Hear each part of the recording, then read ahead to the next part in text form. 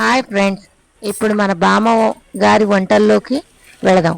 ముందు first item పరమాణం చేసే విధానం ఎలాగో తెలుసుకుందాం ఫ్రెండ్స్. ముందుగా ఏమేం కావాలో దీనికి తగిన సమపాళ్ళు ఏమిటో చెప్తాను. ఒక గ్లాసు సేమియా, 2 గ్లాసుల 3 గ్లాసుల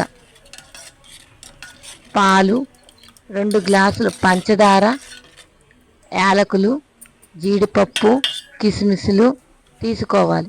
ముందుగా సేమియాలను 2 స్పూన్ల నెయ్యిలో వేయించి చక్కగా దాన్ని దోరగా వేయించాలి, ఎరుపు రంగు వచ్చేంత వరకు.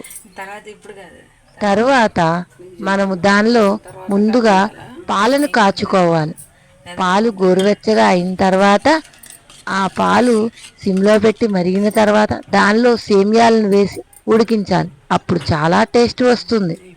తర్వాత ఏం చేయాలి, ఇలా ఉడుకుతున్నప్పుడు యాలకులను దంచి చక్కగా ఆ పౌడర్ని ఆ యాలకులను కూడా వేస్తే ఇంకా రుచిగా ఉంటుంది.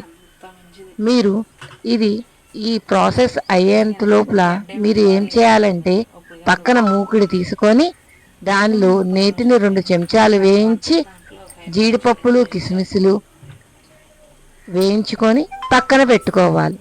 ఈ పాలు కాగుతున్న సమయం పాలు కాగుతున్న సమయంలో పక్కన పెట్టుకుంటే మనకి పని కొంచెం తొందరగా అవుతుంది.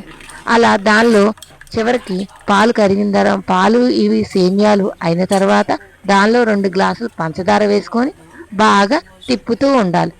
ఇది సమపాల్లో అంతా అయిన తర్వాత అప్పుడు దీనిపైన యాలకులు పొడి వేసాం కదా, ఇంకా ఏమేమి వేయాలి, జీడిపప్పులు కిస్మిస్లు ఇవన్నీ వేసిన తర్వాత దానిలో మనము వేడిగా ఉన్నదాన్ని తీసి కొంచెం చల్లార్చి ఫ్రిడ్జ్లో పెట్టుకుంటే ఇంకా టేస్ట్గా ఉంటుంది. మా వీడియో నచ్చితే లైక్ చేయండి, సబ్స్క్రైబ్ చేయండి. మా బామ్మగారి వంటలు. Boy friends.